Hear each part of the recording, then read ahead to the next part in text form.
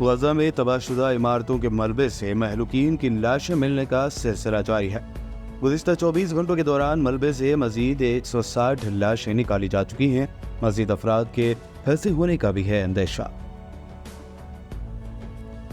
اسرائیل کا دورہ کر کے صہیونی ریاست کی حمایت کا اعلان کرنے والے ایلون مسک کو حماس نے غزہ آنے کی دعوت دی۔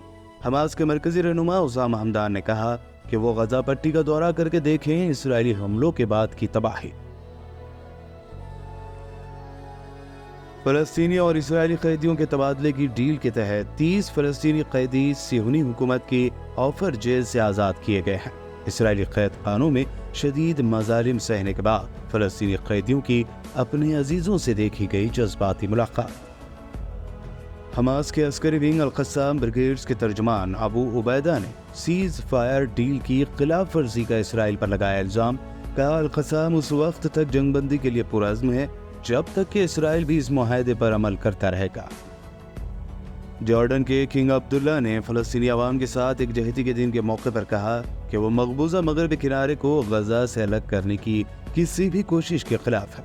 غزہ میں مستقل جنگ بندی کی ضرورت پر بھی انہوں نے دیا زور۔ یونائیٹڈ نیشن کے سیکریٹری جنرل اینٹونیو گوٹریش نے دی وارننگ۔ کہا غزہ کے رہنے والے لوگ اپنی تاریخ کے سیاہ ترین دور سے گزر رہے ہیں۔ اتنی بڑی تعداد میں ہونے والی اموات اور تباہی سے بھی ہوں خوف زدہ۔ امریکن انٹیلیجنس ایجنسی CIA کی ایسوسی ڈپٹی ڈائریکٹر نے اٹھایا غیر معمولی قدم۔ اپنے فیس بک کے پروفائل پر فلسطینی پرچم تھامے ایک شخص کی فوٹو کر دی شیئر۔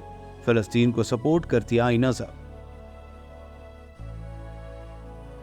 سعودی عرب کی رہائشیوں کے لیے آئی خوشخبری۔ آنے والے دنوں میں بدلے گا موسم۔ ٹیمپریچر ہوگا 12 سے 15 ڈگری سیلسیس۔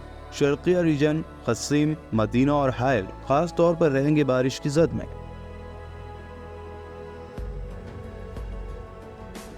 جنگ سے متاثرہ یوکرین میں شروع ہوئی کولڈ ویو۔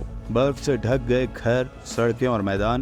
ہائی ویز پر بند ہو گیا ٹرانسپورٹ۔ متعدد علاقوں میں الیکٹریسٹی سپلائی کٹ۔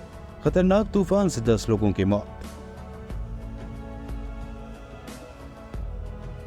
اور بنگلہ دیش میں ڈینگی نے مچایا قہر۔ اسی سال 2023 میں ڈینگی سے 1600 سے زائد افراد ہلاک۔